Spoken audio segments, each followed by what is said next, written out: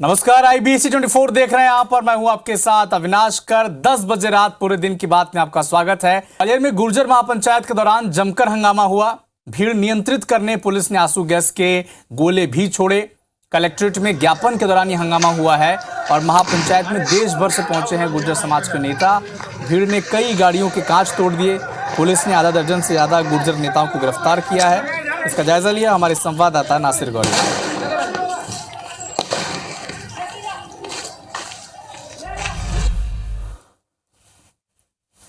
ग्वालियर में गुर्जर समाज के जो नेता थे, सांसद थे, विधायक थे, वो 5 सूत्रीय मांगों को लेकर ज्ञापन देने के लिए कलेक्ट्रेट के लिए कूच की थी। लेकिन आप देखेंगे कि यह कलेक्ट्रेट का मुख्य द्वार है और घुसते घुसते यहाँ पर यानी कि जब वो कलेक्ट्रेट के मुख्य द्वार पर पहुंचे तो उन्होंने इतना भयंकर उपद्रव मचाया है, पत्थरबाजी की है कि पूरी कलेक्ट्रेट को क्षतिग्रस्त कर दिया गया है। डैमेज नजर आएंगे, आपको तस्वीरें दिखाते हैं कि किस तरह से गुर्जर समाज के जो नेता हैं उन्होंने उत्पाद मचाया। ये तस्वीरें साफ बयां करती है कि किस तरह का लोग बताते हैं कि उनको अपनी जान बामुश्किल बचाना पड़ी। इस तरह के हालात थे। आप देखेंगे कि ये देखिए, ये मोटरसाइकिलें हैं किस तरह से टूटी पड़ी हुई है। ये बताती है कि किस तरह से ये लोग थे, उत्पाद मचाने आए हुए थे। हालांकि ये भी कहा जा रहा है कि ये जो मोटरसाइकिलें थी इन्हीं की थी और अब ये लोग छोड़ के भाग गए। अब पुलिस इनको जब्त करके इनको ले जा रही है। इनसे आइडेंटिटी होगी, यानी कि पहचान होगी कि आखिर ये किसकी गाड़ी। देखेंगे कि कलेक्टर की गाड़ी है, उसको भी डैमेज किया हुआ है। ये तस्वीरें दिखाती है कि किस तरह से इन्होंने नुकसान पहुंचाने की कोशिश की है। भाई साहब क्या कहेंगे आप, कौन सी ये गाड़ी थी आपकी? क्या यार मेरी गाड़ी है, मैं भीड़ देख के और मैं आगे निकल के जा रहा था, मैं निकल जाऊं इतने में 1000 आदमी आगे और मैंने फिर बैक करने की कोशिश की, 1000 आदमी पीछे और इतने में आगे लड़कों ने दे डंडे दे डंडे दे डंडे, मैं इसी में धोखा हुआ था और मैं इसको खोल के फिर मैं भगा, मुश्किल से बच पाया। पूरी पुलिस नहीं समझ पाई कि ये लोग इतनी बड़ी संख्या में आ रहे हैं, इतना बड़ा नुकसान पहुंचा सकते हैं और उन्होंने आखिरकार नुकसान पहुंचा दिया। हालांकि अब पुलिस उन लोगों को सर्च कर रही है, उनकी तलाश कर रही है जिनकी अगुवाई में ये सारा पूरा एक आंदोलन है खड़ा किया गया था। गुर्जर आंदोलन खड़ा किया गया था, महाकुंभ का आयोजन किया गया था। जिन लोगों ने परमिशन ली थी, परमिशन कलेक्ट्रेट में ज्ञापन देने के नाम पर और फुलबाग पर आयोजन के नाम पर, अब उनकी तलाश के बाद उनके ऊपर मुकदमा कायम किया जाएगा। कैमरामैन राजकुमार कुशवाहा के साथ नासिर गौरी, IBC 24 ग्वालियर। छत्तीसगढ़ में चुनाव से पहले गंगा जल पर अब सियासत शुरू हो गई है। नवा रायपुर के तूता धरना स्थल में जुटे नगरीय निकाय के प्लेसमेंट कर्मचारियों ने गंगा जल लेकर कसम खाई है और राज्य सरकार पर वादा खिलाफी का आरोप लगाया। आरोप है कि आचार संहिता लागू होने से पहले नियमितीकरण और ठेका प्रथा बंद करने की मांग की है। मांगे पूरी नहीं होने पर कांग्रेस के बहिष्कार की चेतावनी चुनाव से पहले दी है। करीब 5 साल पहले की एक तस्वीर आपको याद होगी, जब इस प्रदेश की राजनीति में कांग्रेस ने गंगा जल की शपथ लेकर के कुछ वादे किए थे और उस वादों के बाद बम्पर वोटों से सरकार बनी थी छत्तीसगढ़ में कांग्रेस की।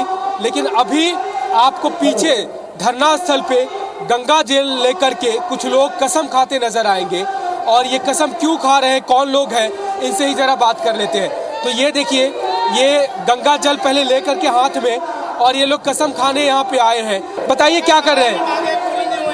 ये TS सिंहदेव जी ने अपने जो गांधी मैदान में जो हमारे समक्ष पूरे साथी, जिसमें हमारे छत्तीसगढ़ के अनियमित कर्मचारी, प्लेसमेंट कर्मचारी और भी संविदा कर्मचारी का हमारा जो आयोजन हुआ था धरना स्थल पे, वहाँ पे उन्होंने मंच पे आकर उन्होंने एक कसम खाया था कि आने वाले सरकार में 10 दिनों में हमारी सरकार आ जाती है तो हम आप लोगों का किसी का भी छटनी नहीं करेंगे, ना ही किसी को निकाला जाएगा। प्लेसमेंट कर्मचारियों के साथ में पूरे ठेका प्रथा बंद किया जाएगा। लेकिन अभी तक उन्होंने कुछ भी नहीं किया। उनको देखते हुए, उन्हीं के कसम को याद दिखाते हुए, उनके ही वादा को हम याद दिलाते हुए आज हम भी उन्हीं के नक्शे कदम पर चलने के लिए तैयार हैं। ये सुना आपने, ये सारे कर्मचारी हैं, नगरीय निकायों के प्लेसमेंट कर्मचारी है, 25,000 संख्या है और आज इन्होंने गंगा जल लेकर के कसम खाई है कि अगर सरकार ने आचार संहिता से पहले वादा नहीं निभाया, नियमितीकरण नहीं किया तो फिर ये सभी कर्मचारी कांग्रेस को वोट नहीं देंगे। कैमरा पर्सन दीपक के साथ राजेश राज, IBC 24 रायपुर। ग्वालियर में एक सिरफिरे आशिक ने नाबालिग का घर से निकलना मुश्किल कर दिया।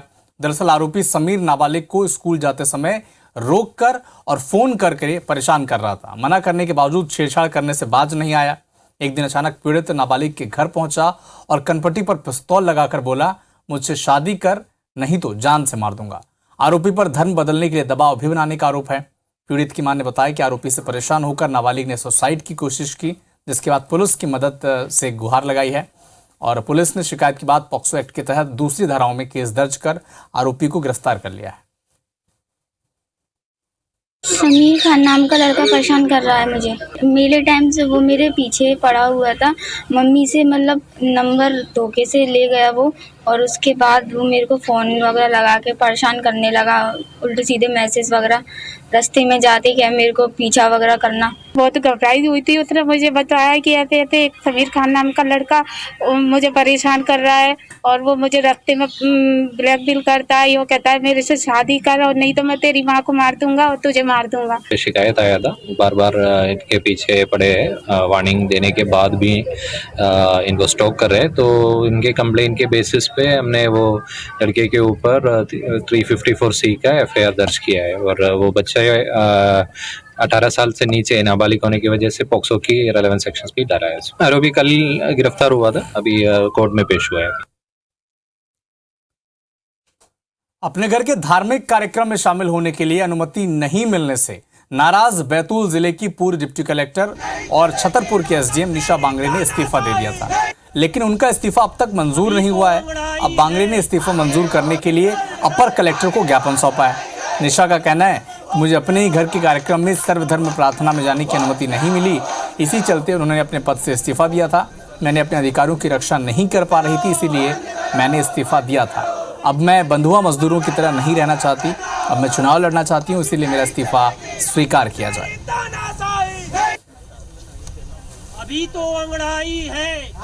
मैंने इसी आधार पे मांगा था इस्तीफा कि चूंकि आपने मुझे मेरे घर में सर्वधर्म प्रार्थना करने की अनुमति नहीं दी है, मैं अपने अधिकारों की रक्षा नहीं कर पा रही हूँ, मुझे अपने घर के उद्घाटन में जाना है, इसीलिए मुझे इस्तीफा दीजिए। तो मुझे भी कृपया करके अपनी इस नौकरी से छोड़ दीजिए। मुझे इस तरह की कोई नौकरी करने में दिलचस्पी नहीं है। आप मुझे बंधुआ मजदूर मत बना के रखिए। मुझे चुनाव लड़ना है, मुझे विधानसभा में जाना है, मुझे इस देश के लिए काम करना है। MP और छत्तीसगढ़ में आज दो बड़े कार्यक्रम हुए। भोपाल में जहां प्रधानमंत्री मोदी ने कार्यकर्ता महाकुंभ में शिरकत की और कार्यकर्ताओं को जीत का मंत्र दिया, वहां सबसे पहले उनका जोरदार स्वागत हुआ और संबोधित करते हुए प्रधानमंत्री मोदी ने कहा कि मोदी यानी गारंटी होने की पूरी गारंटी। इस दौरान PM कांग्रेस पर जमकर बरसे, कहा कि जहां जहां कांग्रेस गई उस राज्य को बर्बाद कर दिया। कांग्रेस का ठेका अब अर्बन नक्सलियों के पास है। उधर बिलासपुर में छत्तीसगढ़ सरकार के आवास न्याय सम्मेलन का आयोजन किया गया, जिसमें राहुल गांधी शामिल हुए। ग्रामीण आवास न्याय योजना के हितग्राहियों के खाते में पैसे डाले गए। राहुल ने संबोधन में कहा कि हम रिमोट दबाते हैं तो स्कूल खुलते हैं, किसानों को पैसा मिलता है। बीजेपी रिमोट दबाती है तो सार्वजनिक उपक्रम प्राइवेट सेक्टर हो जाता है। कांग्रेस नेता राहुल गांधी लगातार आम लोगों के बीच पहुंचकर उनसे जुड़ने की कोशिश कर रहे हैं। सोमवार को छत्तीसगढ़ दौरे में आए राहुल गांधी एक बार फिर से कॉमन मैन वाली उनकी जो छवि थी उसे उन्होंने प्रदर्शन किया। ट्रेन से सफर किया। बिलासपुर में जब उनकी सभा खत्म हुई तब S1 कोच के 68 नंबर सीट पर बैठकर एक इंटरसिटी एक्सप्रेस के दौरान से सफर करते हुए वो रायपुर पहुंचे। यात्रियों के साथ सेल्फी ली, बातचीत की और लगातार ये जो वीडियो है उनके ट्रेन के सफर का, ये अब सोशल मीडिया पर वायरल हो रहा है। छत्तीसगढ़ सरकार ने सोमवार को बिलासपुर से आवास न्याय योजना की शुरुआत की और इस कार्यक्रम में राहुल गांधी, CM भूपेश बघेल और पंचायत मंत्री रविंद्र चौबे मौजूद रहे। इस दौरान मंत्री रविंद्र चौबे ने कहा कि केंद्र सरकार पूरा पैसा देती तो आज ऐसी नौबत नहीं आती, जिसे लेकर मंत्री रविंद्र चौबे से खास बातचीत की हमारे संवाददाता सौरभ सिंह परिहार ने। छत्तीसगढ़ की कांग्रेस सरकार ने आवास न्याय योजना की शुरुआत कर दी है और इससे लाखों परिवारों को फायदा मिलेगा। और इस वक्त हमारे साथ जो है पंचायत विकास मंत्री जो है रविंद्र चौबे जी हैं। चौबे जी, कितना फायदा मिलेगा? अब ये तो आज ऐतिहासिक कार्यक्रम हुआ। राहुल जी आए थे, जो 6-7 लाख लोग हैं उनके लिए आज राशि का हस्तांतरण किया गया। जो 47,000 और लोग हैं उसके लिए किया गया। तो ये तो ऐतिहासिक कार्यक्रम में राहुल जी ने गरीबों के खाते में पैसे का हस्तांतरण किया है। सर, लेकिन इससे पहले कि बीजेपी आप लोगों पर आरोप लगाती थी कि आप लोग जो आवास नहीं दे पा रहे हैं और उसी मामले में कह रहे हैं सरोज पांडे की TS सीधे ने इस्तीफा भी दिया था। दुर्भाग्य है, केंद्र सरकार अगर पूरा पैसा देती, गरीबों के बारे में एक रत्ती भी सोचती तो ये नौबत क्यों आती? केंद्र गरीबों के विरोधी है। उन्होंने छत्तीसगढ़ के 7 लाख गरीबों के लिए पूरा पैसा नहीं दिया, इसलिए छत्तीसगढ़ सरकार को अपने बजट से देना पड़ा। सर, आज जब योजना लॉन्च कर रहे हैं तो बीजेपी सवाल उठा रही है टीएस सिंहदेव के इस्तीफे को लेकर। अब मुझे लगता है कि ये बहुत बीती हुई बात हो गई। आज वो हमारे आदरणीय उप मुख्यमंत्री हैं। तो ये थे हमारे साथ रविंद्र चौबे जी, जिन्होंने कहा कि बातें अब बहुत पुरानी हो गई है। छत्तीसगढ़ में कांग्रेस की सरकार लोगों के लिए आवाज बनवा रही है, भाजपा के आरोप पुराने हो गए हैं और अब हमारी सरकार भी बनने जा रही है। अब देखना होगा कि इस योजना का कितना फायदा आम जनों को और कांग्रेस को चुनाव में कितना मिलेगा। कैमरामैन अजय के साथ सौरभ सिंह परिहार, IBC 24 रायपुर। लंबी बीमारी के बाद वापस लौटी JCCJ सुप्रीमो विधायक रेणु जोगी पिंडरा में मीडिया से रूबरू हुई। कई मुद्दों पर अपनी बात रखी। रेणु जोगी ने कहा कि इस बार चुनावों में शराबबंदी बड़ा मुद्दा बनेगा। आदिवासी क्षेत्रों में शराब पर प्रतिबंध नहीं लग सकता। उन्होंने प्रत्याशियों की सूची को लेकर कहा कि कोशिश है कि जल्द ही चुनाव के टिकट फाइनल हो जाएं। इतना कह सकती हूँ कि ये परिवार की पार्टी नहीं है और अन्य लोगों को भी मौका दिया जाएगा। कि जब जोगी जी का भी शपथ पत्र बना था तब भी शराबबंदी, आंशिक शराबबंदी की घोषणा की गई थी, क्योंकि आदिवासी इलाकों में तो उसको पूर्णतः बंद नहीं किया जा सकता। रायपुर के जयस्तंभ चौक के पास स्थित निगम के मल्टी लेवल पार्किंग कॉम्प्लेक्स के बेसमेंट में एक फ्लोर में 15 फीट से ज्यादा पानी भरा हुआ है, जिससे कॉम्प्लेक्स के स्ट्रक्चर को नुकसान होने की आशंका बढ़ गई है। लेकिन निगम के अधिकारी इस ओर ध्यान नहीं दे रहे। मौके का जायजा लिया हमारे संवाददाता संदीप शुक्ला ने।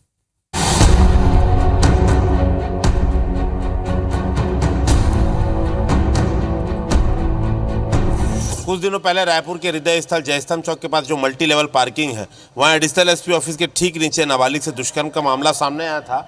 इसकी सुरक्षा पे सवाल तो खड़े हो गया था, मेंटेनेंस पर बड़ा सवाल खड़ा हो गया। क्यों, आपको हम बता रहे हैं। हम अभी बेसमेंट पार्किंग में खड़े हैं कॉम्प्लेक्स के, और आपको बता दें कि 15 फीट ऊंचा करीब ये जो बेसमेंट है, लास्ट फ्लोर है, ये पूरा पानी से भरा हुआ है। आप देख सकते हैं, रिफ्लेक्शन के कारण शायद आपको समझ में ना आए, लेकिन ये जो हमने पत्थर डाल के आपको दिखाया है, ये 15 फीट कम पूरा आपको बता दें कि फ्लोर तक पानी आ गया, स्लैब तक, और ये कई हफ्तों से पानी में डूबा हुआ है, जिसके कारण जो इंजीनियर से, जिन एक्सपर्ट से हमने बात की, वो बता रहे हैं कि इससे फाउंडेशन कमज़ोर हो सकता है, फ्लोर कमज़ोर हो सकता है, पूरे बिल्डिंग के स्ट्रक्चर पर जो है इससे खतरा पैदा हो गया। लगभग 22 करोड़ रुपए की लागत से ये कॉम्प्लेक्स बनाया गया था, लेकिन जो पानी की निकासी है, कहीं ना कहीं इस पर ध्यान नहीं दिया गया। सबसे बड़ी बात, हम लगातार ये रिपोर्ट दिखा रहे हैं, उसके अधिकारियों को भी सूचना भी दी गई है, लेकिन अभी तक इसे पानी को निकालने के लिए कोई इस पर कार्रवाई नहीं की जा रही है। इसी पार्किंग का आपको दूसरा और का हिस्सा हम बताते हैं।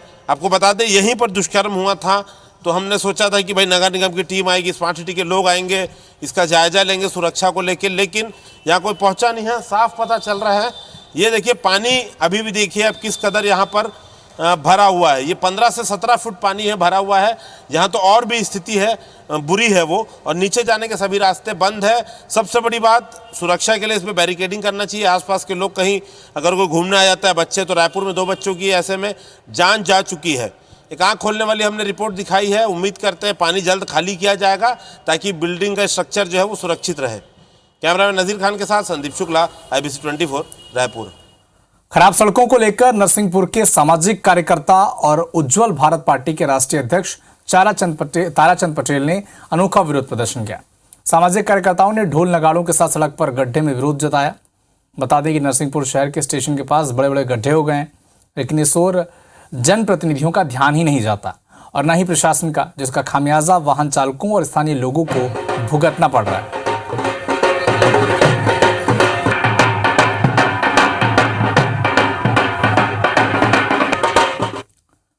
तो आज मध्य प्रदेश बीजेपी के 39 प्रत्याशियों की दूसरी सूची जारी कर दी गई, जिसमें श्योपुर से दुर्गालाल विजय को मौका मिला है, जबकि मुरैना से रघुराज कंसाना को टिकट दिया गया है। देवनी में नरेंद्र सिंह तोमर को मौका मिला है, लाहार से अमरीश शर्मा, भीतरवार से मोहन सिंह राठौर, डबरा से इमरती देवी, सेवड़ा से प्रदीप अग्रवाल। तो ये तस्वीरें, ये ग्राफिक्स के जरिए हम आपको समझाने की कोशिश कर रहे हैं कि जिस 39 उम्मीदवारों को टिकट मिला है, उसकी ये लिस्ट है। डबरा से इमरती देवी को टिकट मिला है।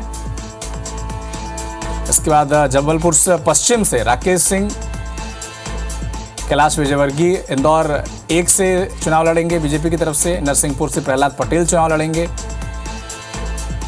दुर्गालाल विजय श्योपुर से इन्हें टिकट मिला है। गणेश सिंह सतना के सांसद हैं और सतना से ही टिकट मिला है। अरविंद पटेलिया राजनगर से इन्हें बीजेपी की तरफ से टिकट मिला है। राव उदय प्रताप सिंह गाडरवारा से बीजेपी के प्रत्याशी बने हैं। अंतर सिंह पटेल राजपुर से इन्हें टिकट मिला है। इधर विवेक बंटी साहू छिंदवाड़ा से इन्हें मौका मिला है। कमलनाथ के खिलाफ ये चुनाव लड़ेंगे। रीति पाठक सीधी की सांसद हैं और सीधी से इन्हें टिकट मिला है। नरेंद्र शिवाजी पटेल उदयपुरा से इन्हें मौका मिला है। राव उदय प्रताप सिंह इन्हें गाडरवारा से टिकट मिला है। अमरीश शर्मा गुड्डू लाहार से इन्हें टिकट मिला है। मोहन सिंह राठौर को भितरवार से बीजेपी ने प्रत्याशी बनाया है। प्रदीप अग्रवाल सेवड़ा से मौका मिला है। रमेश खटीक करेरा से इन्हें मौका मिला है। ये बीजेपी के 39 उम्मीदवारों की दूसरी सूची है। हिरेंद्र सिंह बंटी राघवगढ़ से इन्हें बीजेपी का प्रत्याशी बनाया गया है। ब्रजबिहारी पटेरिया देवरी से इन्हें मौका मिला है। 39 उम्मीदवारों की दूसरी सूची में श्रीकांत चतुर्वेदी को मैहर से टिकट दिया गया है। मैहर से जो स्थानीय विधायक थे उनका टिकट कटा है। विश्वमित्र पाठक सिंहावल से इन्हें मौका मिला है। दिलीप जायसवाल कोतमा से इन्हें बीजेपी ने प्रत्याशी बनाया है। पंकज टेकाम डिंडौरी से बीजेपी के प्रत्याशी रहेंगे विधानसभा चुनाव में। गौरव पारधी कटंगी से बीजेपी के उम्मीदवार हैं। नत्थन शाह जुन्नारदेव से इन्हें बीजेपी ने मौका दिया है। ज्योति डहेरिया परासिया से इन्हें बीजेपी ने उम्मीदवार बनाया है। गंगाबाई के घोड़ा डोंगरी हजारीलाल दांगी खिलचीपुर, अरुण भीमावत शाहजहांपुर से इन्हें बीजेपी ने टिकट दिया है। नंदा ब्राह्मणे भीकन गांव से बीजेपी ने इन्हें प्रत्याशी बनाया है। नंदा ब्राह्मणे भीकन गांव से इन्हें बीजेपी ने प्रत्याशी बनाया है।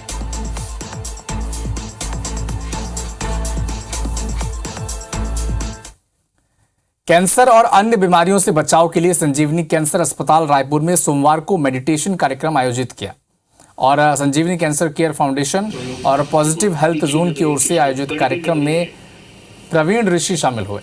प्रवीण ऋषि ने ध्यान के जरिए कैंसर जैसी गंभीर बीमारियों से बचने के उपाय बताए। वैज्ञानिक तरीकों से लोगों को स्वस्थ और तनाव मुक्त जीवन अपनाने के टिप्स दिए। इच्छुक लोगों को GDV बायोवेल स्कैन और वेद पल्स की ओर से स्वास्थ्य जांच भी की गई। मेडिटेशन कार्यक्रम में डॉक्टर अर्पणा चतुर्मुहूर्ता और डॉक्टर अनिल गुप्ता ने बताया कि GDV बायोवेल स्कैन एक ऑरा स्कैन है जो शरीर के जैव ऊर्जा क्षेत्र, अंग की ऊर्जा, मेरिडियन और चक्रों की जांच करता है। ये भी बताया कि वेद पल्स नाड़ी दोषों यानी वात, पित्त, कफ और निदान और निर्धारण करने के लिए एक स्वस्थ स्कैन है। डॉक्टर यूसुफ मेमन ने बताया कि ध्यान चिंता, थकान, मनोदशा, अवसाद और दर्द को कम करने में मदद भी कर सकता है। हमने इनसे आग्रह किया कि इनका जो विशेष प्रकार का मेडिटेशन है, अहम ऊर्जाकार मेडिटेशन, उसको कैंसर के पेशेंट्स में लगाकर एक अनुसंधान किया जाए। तो मान्यवर ने हमें पर सहमति दी और ये रिसर्च अगले 6 महीने तक जारी रहेगा। इसमें विभिन्न प्रकार के कैंसर के पेशेंट्स को एलोपैथी के साथ साथ ये स्पेशल प्रकार की साधना और मेडिटेशन भी करवाया जाएगा। जीवन शैली में बदलाव लाए जाएंगे और उसका एलोपैथिक मशीनें और ऑरा, चक्र, नाड़ी और पंच महाभूत, वात, पित्त, कफ, इनमें मशीनों के द्वारा भी जांच की जाएगी कि मेडिटेशन से पहले और मेडिटेशन के बाद 3 महीने में क्या बदलाव दिखाई दिए। वृंदावन के जाने माने संत आचार्य श्री पुंडरिक गोस्वामी जी महाराज भगवान सालासर बालाजी का दर्शन करने श्री सालासर मंदिर पहुंचे। अग्रसेन धाम स्थिर सालासर बालाजी मंदिर पहुंचने पर सालासर बालाजी सेवा समिति की ओर से उनका आत्मीय स्वागत किया गया। समिति के प्रचार प्रसार प्रभारी कर्तव्य अग्रवाल और समिति के अन्य सदस्यों ने शॉल उड़ाकर और फूल माला पहनाकर उनका स्वागत किया। इस दौरान पुंडरिक गोस्वामी जी महाराज मंदिर प्रांगण की पवित्रता और से अभिभूत दिखे। कहा कि भगवान सालासर का आशीर्वाद मंदिर प्रांगण में साक्षात अनुभव होता है। मुझे नहीं ऐसा लगा कि छत्तीसगढ़ से और हम राजस्थान इतनी जल्दी कैसे पहुंच गए। सालासर का अनुभव यहाँ उपस्थित है। श्री हनुमान जी सबको पवन तनय संकट हरण मंगल मूर्ति रूप राम लखन सीता सहित हृदय वसहु सुरभूप, सबके संकट का हरण करें, सबका मंगल करें। जय सिया राम। बुलेटिन में वक्त एक ब्रेक का है, फौरन लौटते हैं।